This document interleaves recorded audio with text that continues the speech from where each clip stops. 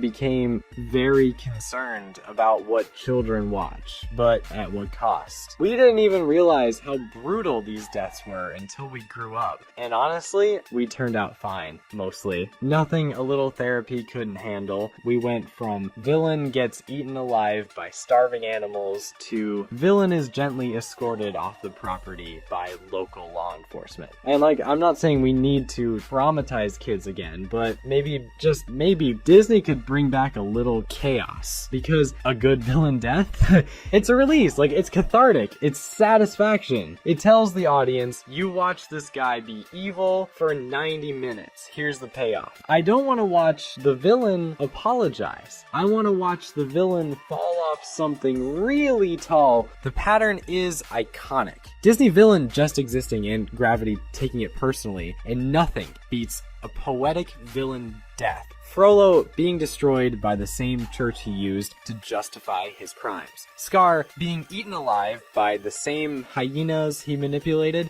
Facilier being dragged to hell by the spirits he thought he controlled. Poetic justice. No. Poetic violence. And let's not forget Atlantis. Like, a movie that went way harder than anyone remembers. Rourke didn't just die. He turned into a crystallized monster. Cracked apart and exploded into diamond confetti. That's not a death. That's a final boss animation. Turbo from Wreck-It Ralph. He knew what was coming and still couldn't control it. The terror in his voice when he is dragged into the beacon.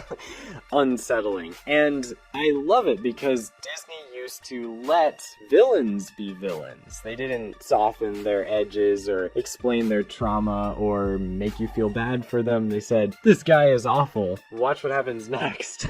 And we said, yes, chef. But now, modern Disney is allergic to consequences. The villain is like, I tried to commit mass murder. Disney is then like, oh, sweetie, sounds like you need a hug and maybe a song about forgiveness. No, give me the cliff. Give me the lightning strike. Give me the hyenas. And the funny part is the only villains who ever truly got what they wanted were the hyenas. They wanted food. They got food. It just happened to be Scar. Honestly, good for them. I think what I miss most about old villain deaths isn't just the drama, it's the finality. When Ursula dies, she explodes. When Maleficent dies, she gets stabbed with a magic sword the size of a stop sign. When Oogie Boogie dies, he unravels like a faulty sweater. These were endings. And maybe that's why they stick with us.